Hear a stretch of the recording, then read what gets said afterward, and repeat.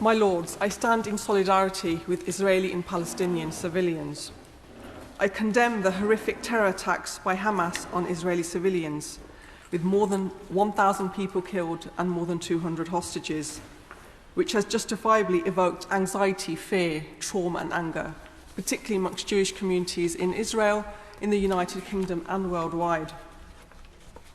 However, the Israeli government should not use these tragic recent incidents or events as justification for collective punishment of innocent Palestinian civilians. They are not the enemy.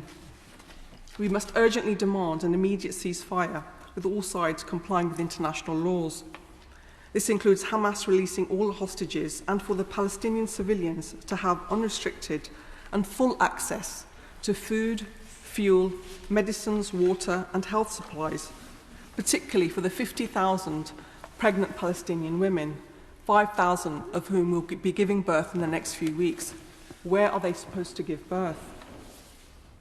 If the UK government is a true friend to Israel, then it must give the best advice, which is to show restraint, respond proportionately and within international law. I know the horrific hostage ordeal requires urgent action, but this urgency did not have to involve cutting off water, cutting off electricity, bombing civilians and destroying infrastructure. A justification that's been used is that the Hamas is using Palestinian civilians as shields. But does that mean that innocent Palestinian civilians have to be killed? According to the United Nations, more than 4,000 Palestinians have been killed, mostly civilians and mostly women and children, with more than 1.4 million displaced. Children are having their names written on their arms so they can be identified if they are killed. Parents are collecting body parts of their children in plastic carrier bags. Bodies are decaying in the rubble. Gaza is turning into a massive graveyard. I commend the courage of the health workers who have stayed to look after the wounded and dying. They are heroes.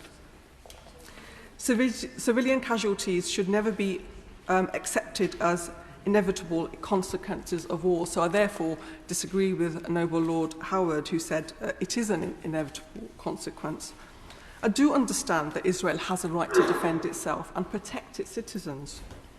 But I ask this: how is starving, withholding full access to aid, killing innocent men, women, the elderly, pregnant, disabled, children and babies, helping to defend Israel?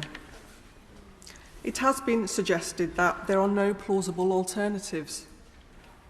But I wonder if the Israeli leadership and its allies have tried hard enough to find these solutions. I find it perplexing that with the formidable military capabilities and the state-of-the-art technology the Israeli government has, and its exceptionally powerful national allies, including the United Kingdom, why this does not yield viable alternatives that would safeguard innocent lives on all sides and bring an end to the cycles of death in the region. Perhaps it indicates a lack of political will, but this also includes by the Arab leadership in the region. However, now is a pivotal moment in history. We must finally make the two-state solution a reality, but this must also include the voices of Israeli and Palestinian women in peace-building efforts. My Lords, because the conflict is a deeply sensitive and complex issue, it evokes strong emotions and passionate responses. We have therefore seen a surge in hateful rhetoric, stereotypes and discrimination towards Jewish and Muslim communities here in Britain. I'm outraged by the actions of a small minority attempting to hijack the protests in support of Hamas, or to even celebrate the attacks. Such behaviour is utterly reprehensible and should be dealt with by full force of the law. However, it's crucial to emphasise that these individuals do not represent the majority who are united in their support for Palestinian human rights. Palestinian human rights do not equate to anti-Semitism or endorsing Hamas. I'm deeply concerned that misinformation is being used to suppress legitimate expressions of solidarity and advocacy.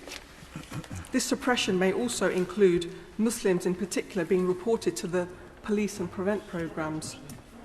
The right to express one's concerns and opinions on matters of global importance is a fundamental pillar of democratic societies. My lords, we must be able to stand up for human rights and peace for all without fear or favour.